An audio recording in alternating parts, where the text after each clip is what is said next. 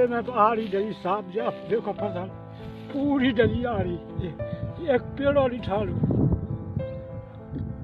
ऐसे ही गेहूँ हो गए साहब, ऐसे ही मटर। धान तो हमने मंडी हासिल है कि नंबर हमें नंबर मिला आज के 1 महीना पहले 82 नंबर। अच्छा, समस्या ये है कि खाद और पानी और बिजली के हिसाब से मंडी में भाव ही नहीं है। अभी तोलने का कोई यहाँ पे व्यवस्था ही नहीं है, सब लोग ऐसे बैठे हुए हैं। अभी देखो आ रहे हैं, अभी तो मंडी भी नहीं खुली है। अब पंखा खराब है, उन्होंने बताया कि हमारा पंखा खराब है, पंखा बनवा लीजिए। तो ये गाड़ी वहाँ खड़ी हुई है, कहीं उसके बाद में आपका तोला जाएगा।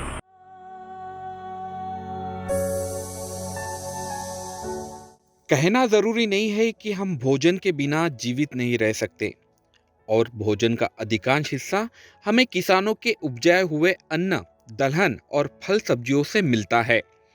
लेकिन क्या भोजन करते वक्त हमें किसानों का चेहरा दिखाई देता है? किसान खेतों में मेहनत कर जो उपजाते हैं, उन्हीं से हमारा पेट भरता है।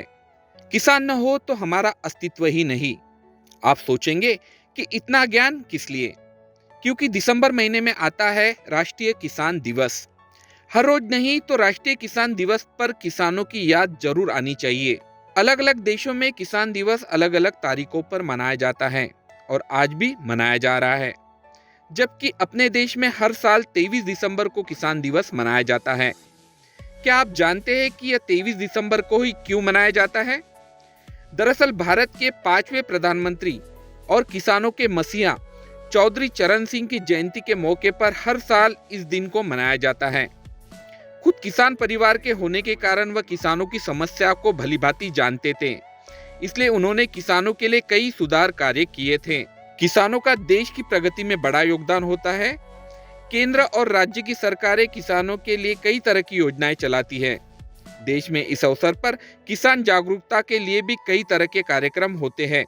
लेकिन क्या किसानों के लिए हक अधिकार आज भी उन्हें मिल पाए हैं? डॉक्टर बाबा साहब आम्बेडकर का भी किसानों की दशा में सुधार के लिए अहम योगदान था। भले ही आज हम किसानों की कर्ज माफी की रट लगा रहे हैं, मगर बाबा साहब की नजरों में यह एक छोटा सा घटक था। उनके हिसाब से दूसरी चीजें कहीं ज्यादा जरूरी थी। उन्होंने उपाय में कर्ज का जिक्र किया ही था, साथ साथ खेती किसानों को आधुनिक बनाने और किसानों को इसके लिए प्रशिक्षित करने की बात भी कही थी।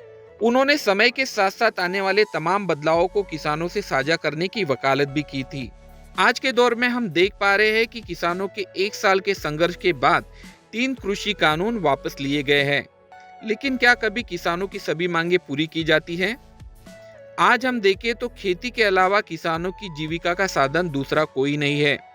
फिर भी कृषि प्रधान देश में उनके अपने अधिकारों के लिए उन्हें लड़ना पड़ रहा है। मोदी सरकार ने संसद के शीतकालीन सत्र के पहले ही दिन 3 विवादित कृषि कानूनों को वापस लेने का बिल दोनों सदनों में पारित कर दिया। लेकिन पिछले 1 साल से धरने पर बैठे किसान इन कानूनों के वापसी के साथ साथ लगातार एक मांग करते आए हैं कि उन्हें फसलों की MSP की गारंटी दी जाए। क्या यह सरकार के लिए इतना मुश्किल है?